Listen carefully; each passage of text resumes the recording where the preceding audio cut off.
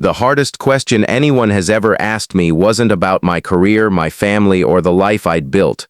It came at a crowded high school reunion in Columbus, Ohio, when the one person I'd spent 20 years trying to forget looked into my eyes, smiled with quiet sadness, and asked, "Did you ever read my letter?" In that instant, every excuse I had ever made for the past shattered around me, because I had no idea what letter she was talking about.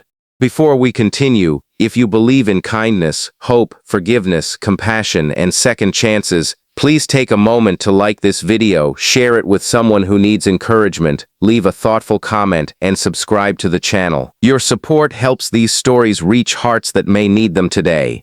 For years I believed that life was something you simply outgrew. I had become successful enough by most standards. I owned a small architectural firm, lived in a comfortable neighborhood, and spent my weekends helping coach my nephew's baseball team.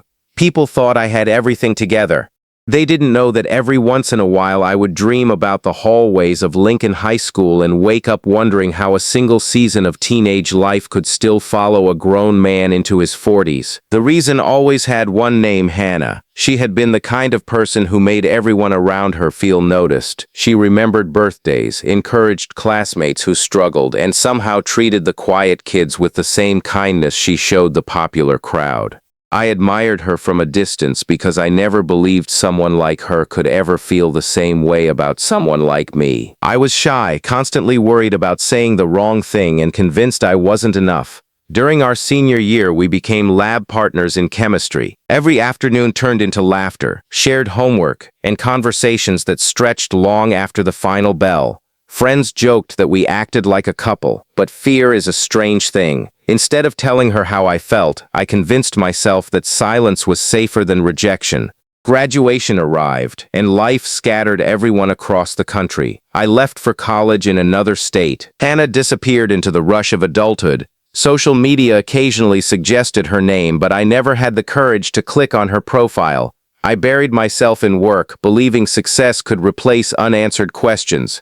20 years later, my best friend Caleb convinced me to attend our reunion. I almost stayed home. Walking into the decorated ballroom felt like stepping into another lifetime. Familiar faces had new wrinkles, new stories, and children almost as old as we had once been. Then I saw her. Hannah looked different, yet exactly the same. Time had added grace instead of distance. When our eyes met, she walked toward me with the warm smile I remembered from chemistry class. We spoke about careers, aging parents, and the strange speed of life until her expression changed. She searched my face with quiet confusion before asking the question that froze my heart. She wondered whether I had ever read her letter. I stared back without understanding. She slowly explained that 2 days after graduation she had written me a handwritten letter. She admitted that she had cared about me far more than I had ever realized. She had thanked me for making her final school year unforgettable and confessed that she hoped we could build a future together if I felt the same. She had asked a mutual friend to place the envelope inside the cardboard box holding my yearbook and graduation certificates. I remembered the box immediately. When I moved to college, that box had gone straight into my parents' attic. Years later, after my father passed away and my mother downsized, dozens of old boxes were donated, recycled, or misplaced. I had never opened that one. The silence between us said everything words could not. Hannah smiled gently instead of showing anger. She explained that after waiting months without hearing from me, she assumed I simply didn't return her feelings. Eventually, she moved on. She married, became a mother, and although her marriage later ended peacefully, she never regretted the family she had built. She wasn't asking for explanations anymore. She had simply carried one unanswered question for 2 decades. That night I drove home with tears I hadn't expected. Not because life had been unfair, but because fear and missed chances had quietly rewritten 2 futures. The next weekend I climbed into my mother's storage shed, determined to search through every remaining box. Hours later, buried beneath old photographs and dusty holiday decorations, I found the faded graduation box. Inside was an unopened cream-colored envelope with my name written in careful handwriting. The paper had yellowed with time, but the words inside still carried the warmth of an 18-year-old heart. Hannah had written about believing in me long before I believed in myself. She had thanked me for every laugh, every encouraging conversation, and every moment I made her feel safe.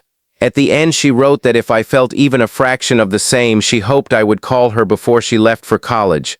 I folded the letter carefully and cried harder than I had in years, not because I had lost the chance to rewrite history, but because I realized how often fear convinces good people to remain silent until opportunities quietly disappear.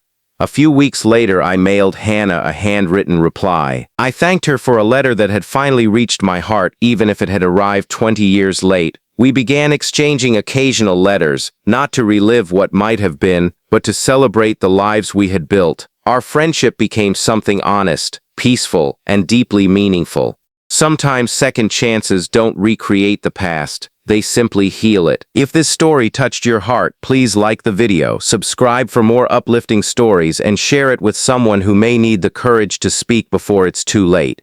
And before this story ends, I'd love to hear from you in the comments. Have you ever wished you had said something before the moment passed? As I sealed my final letter to Hannah, I realized the greatest gift wasn't discovering that someone had once loved me. It was learning that hope is never truly measured by perfect timing. It is measured by the courage to forgive ourselves, to treasure the people who shaped our lives, and to remember that even the longest delayed words can still bring healing. Some letters arrive exactly when the heart is finally ready to read them.